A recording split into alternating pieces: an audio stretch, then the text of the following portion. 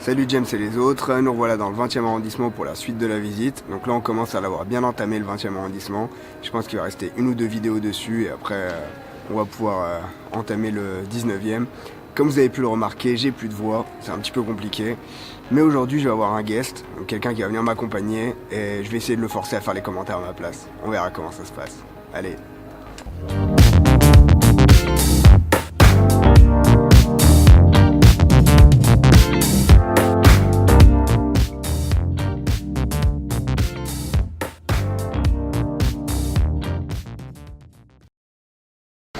Là je suis devant une boutique de naturalisation, je crois que c'est comme ça qu'on dit.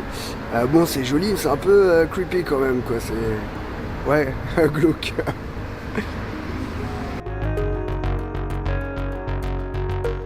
Alors là je suis dans la piscine Georges Valeret, du nom d'un célèbre nageur. C'est une piscine qui a été construite en 1924 pour des Jeux Olympiques.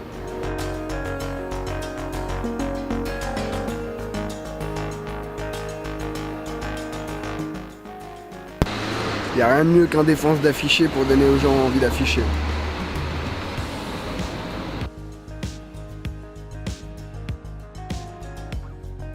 Depuis là que j'ai commencé à visiter le 20e arrondissement, il y a plein de petits jardins comme ça collectifs où donc les gens ils viennent, on leur fournit du matériel ou bien ils ont leur propre matos et donc ils peuvent s'occuper de plantes. Le truc c'est que moi je filme essentiellement le week-end parce que voilà, je travaille en semaine.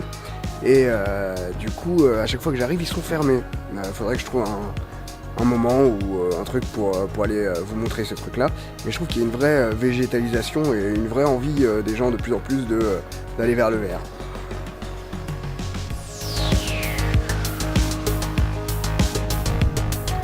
Là, on va visiter Notre-Dame des Otages au 81 rue Axo dans Paris. C'est une église dans le style art déco avec une nef en demi-cercle. Qui donne un effet tout à fait ravissant.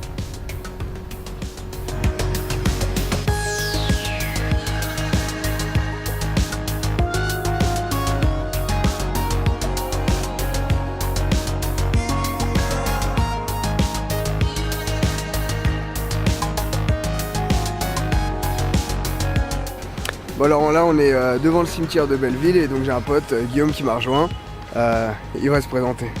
Donc moi c'est Guillaume, je suis un ami de Mohamed depuis l'école d'art. Moi je travaille dans l'animation 3D, je suis modeleur. Je fais des illustrations, et récemment de l'impression 3D. Donc j'essaie de designer moi-même mes figurines et les imprimer moi-même pour après la suite, pourquoi pas les commercialiser, ça serait quelque chose que j'apprécierais. Heureuse surprise, tout au fond du cimetière de Belleville, vraiment tout au fond à droite, vous avez une petite porte. Donc, je vous montre, voilà, donc qui donne sur un petit jardin et on va vous en parler. Donc, je m'appelle Massami et je suis floricultrice à Paris. Donc on est ici dans un champ dans le 20e, à Télégraphe. On est sur le point le plus haut de Paris du domaine public, donc on est à 128 mètres au-dessus du niveau de la mer et on est dans un champ de 1200 mètres carrés.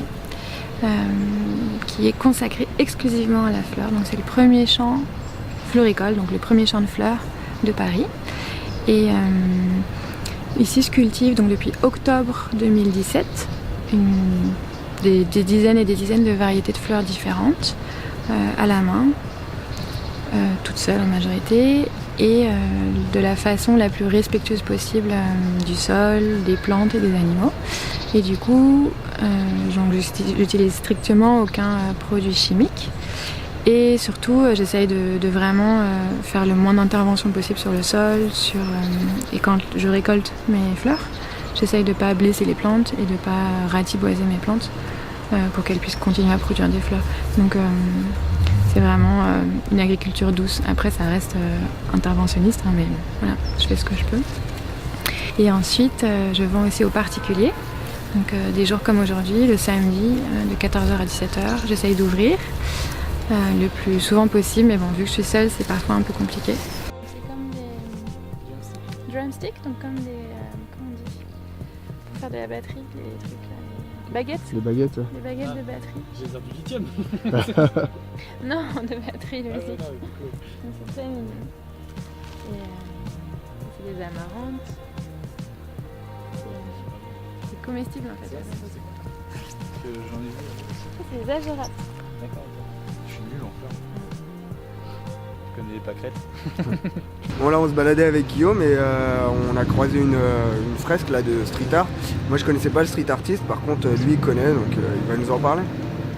Ouais, bah c'est du C215, c'est un street artiste, je crois que son prénom c'est Christian Guémy, qui a commencé du coup à peindre dans la région parisienne pour donner un peu de couleur aux murs gris de Paris, et il a commencé surtout, de ce que j'ai entendu dire, à faire des portraits de sa fille Nina, et ensuite de nombreux inconnus, il a évolué comme ça.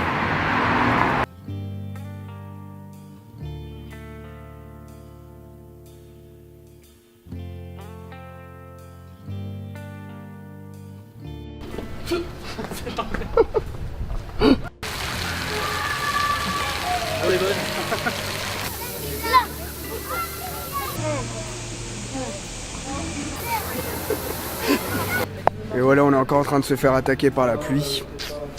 Guillaume, t'es content d'être venu le jour Non, c'est nul. le jour où il pleut, du coup. Ouais.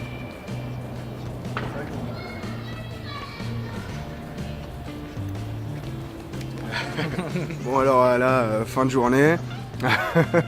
on va se poser tranquillement dans un bar ou un café. Et voilà. Après la petite bière. Ouais. Bon alors Guillaume, t'as pensé quoi de la journée? C'était comment? Ah, franchement, j'ai trouvé ça super cool. Ça permet de faire des petites balades dans Paris et de découvrir des trucs qu'on fait pas gaffe tous les jours, quoi. Donc c'est vrai, quand on marche, on a l'habitude de suivre son chemin, et là on découvre les splendeurs de Paris. C'est beau. Bon bah parfait. Allez, on va faire un truc qu'on n'a jamais fait. On va vous montrer le métro. Je sais que pour les Parisiens, bah, vous en avez clairement rien à foutre. Mais peut-être que pour les gens qui arrivent d'un petit peu plus loin ou qui regardent les vidéos d'ailleurs, bah, ça peut être sympa. Allons-y. C'est parti, les délicieux couloirs du métro. Avec évidemment des pubs tous les 1 mètre. Elles sont espacées de 50 cm les pubs dans le métro. Ça, c'est les pubs artistiques. Ouais. La dernière fois, j'avais grave envie de manger des tacos, je savais pas pourquoi. Et je me suis rendu compte que derrière moi, t'avais une affiche, mais genre énorme, où il y avait écrit tacos. Ah, mais les tacos, on en veut tous. On veut tous des tacos. Voilà, on fait un plan travelling hyper impressionnant grâce à l'effet escalator. Voilà. C'est ouf, ça fait trop genre le rig setup. Non, c'est métro. C'est ça, nous on n'a pas besoin de rails, on a des escalators. Alors Guillaume, est-ce que tu peux rappeler les règles de base dans le métro parisien, au niveau des escalators? Déjà dans le métro, toujours serré à droite. Pourquoi? C'est simple. Voilà, ne sort pas des timbres casse-couilles. Et pas de bloquer le passage avec les gens derrière qui font s'il vous plaît. Règle numéro 2, toujours mettre le bagage à l'avant quand tu prends le métro.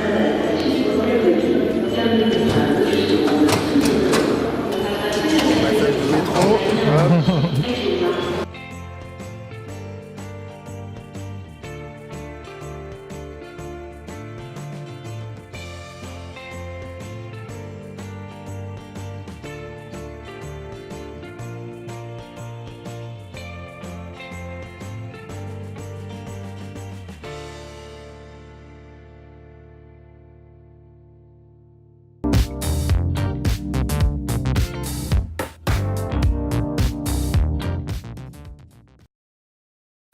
Et voilà, on est à la fin. J'espère que cette vidéo t'a plu. Merci à Guillaume de m'avoir accompagné.